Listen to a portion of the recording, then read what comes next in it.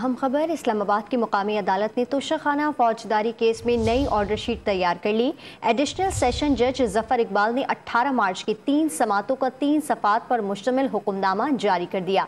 मजीद जानते हैं don news के नुमाइंदे शकील करार से। शकील करार, बताइएगा हुक्मनामे में क्या कहा गया है? जी शकील, आपको मेरी आवाज़ आ रही है?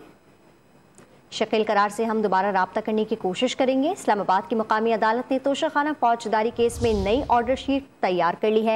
एडिशनल सेशन जज जफर इकबाल ने 18 मार्च की 3 समातों का 3 सफ़ात पर मुश्तमिल हुक्मनामा जारी कर दिया।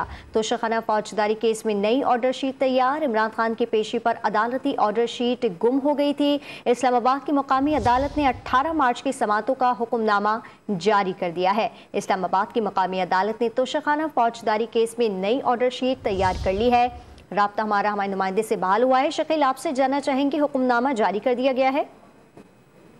जी बिल्कुल, इस हवाले से गुज़श्ता रोज पहले ही जब इस्लामाबाद कोर्ट में मसला आया था तो 30 तारीख को खुद पेश होने का हुक्म दिया था अदालत ने तोशाखाना केस में, और आज बाकायदा तौर पर इसका तफसीली फैसला जारी कर दिया गया तहरीरी तौर पर, जिसमें जो ऑर्डर शीट है वो भी नई तैयार कर ली है, क्योंकि उस रोज ये वाक़या हुआ था कि एसपी के साथ शिबली फराज इमरान खान के दस्तखत कराने के लिए गए थे और वापसी पर एसपी ने अदालत को बताया था कि वो फाइल जो है गिर गई है द कंपेल में, और जिस पर अदालत ने कहा था कि वो मुनासिब फैसला जो है वो करेंगे।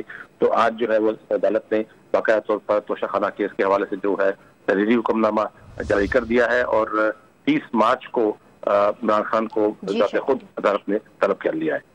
इस्लामाबाद की मुकामी अदालत ने 18 मार्च की समातों का हुक्मनामा जारी कर दिया। तफसीलात दे रहे थे शकील करार, आपका बहुत शुक्रिया।